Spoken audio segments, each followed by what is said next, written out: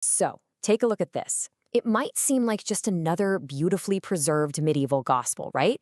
But it's so much more. Hidden right there in the margins is a secret that totally changes what we thought we knew about a lost kingdom. And today, yeah, we're going to uncover it together. And that leads us to the big question, the central mystery of the Cividale Gospel. Think about it. This is a religious text from the 6th century. But centuries later, its pages are just filled with the names of Slavic kings and queens. I mean, how is that even possible? The answer? Well, it's a fascinating story about faith, travel, and a little bit of politics. All right, to solve this puzzle, we've got to trace the book's journey. And our story doesn't start in some dusty library. Nope, it starts out on the road, specifically the long, tough pilgrim's road to Rome. Okay, so check out this timeline. It really puts things into perspective. There's this huge gap in time. The gospel itself, it was made way back in the 5th or 6th century. But the names written inside it, they weren't added until the 9th century. We're talking about a 300-year difference. That's a massive gap between the book's creation and these mysterious scribbles. So let's set the scene. We're at a monastery near a place called Cividale, which is in modern-day northeastern Italy.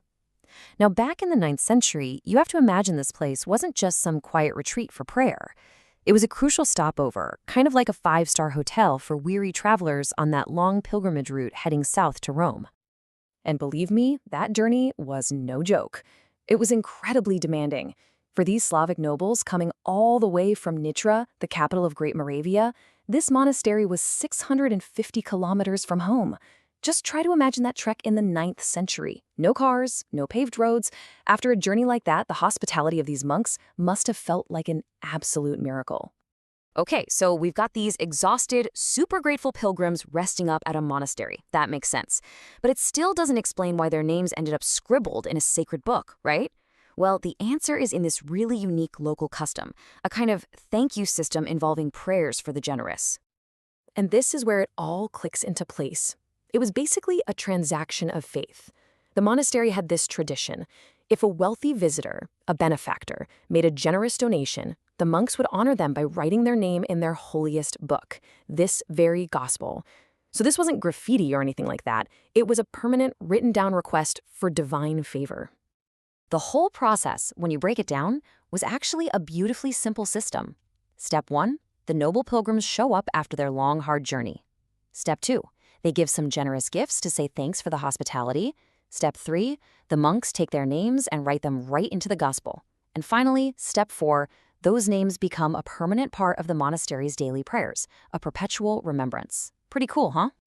And it's exactly because of this custom that a huge piece of history was accidentally preserved. Because you see, among the many, many pilgrims who passed through Cividale were some of the most powerful people in the entire Slavic world. And the names they left behind, they're just astonishing. Okay, get a load of this. Scrawled right here on one of the pages is this phrase, Swenti pulk, swenti sizna, predislaus. Now, to the monks, these were just names of people to pray for. But for historians, this is pure gold. Because when you decode it, bam, you get the entire royal family of Great Moravia. Swentipulk, that's King Svatopulk, one of the most powerful rulers of his time. Suentezizna is his wife, Queen Svatozhizhnia. And Predislaus, that's their son, Prince Predslav. I mean, think about it. An entire royal family immortalized forever because they gave a gift to a remote Italian monastery.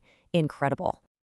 And it didn't stop with Svatopluk's family. The gospel basically became this unofficial royal guest book for the whole kingdom.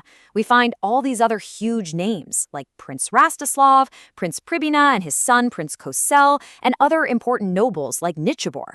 It's literally a who's who of 9th century Slavic power. So what does all this actually mean? Why does a list of names scribbled in a book matter so much more than 1,000 years later? Well, as it turns out, its legacy is so much bigger than those monks could have ever imagined. You see, the Cividale Gospel ended up becoming something its creators never, ever intended. It morphed into an accidental archive, a historical record. And for a kingdom like Great Moravia, which didn't leave behind a lot of its own written records, this is just monumental. It gives us a direct written account of its ruling class, in their own language, right at the peak of their power.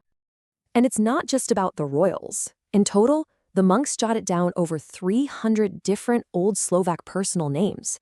This isn't just a list, it's a linguistic snapshot, one of the earliest written records of this language that we have. An absolute treasure trove of information, all preserved by a simple act of gratitude. And that really leaves us with a final, kind of mind-blowing thought.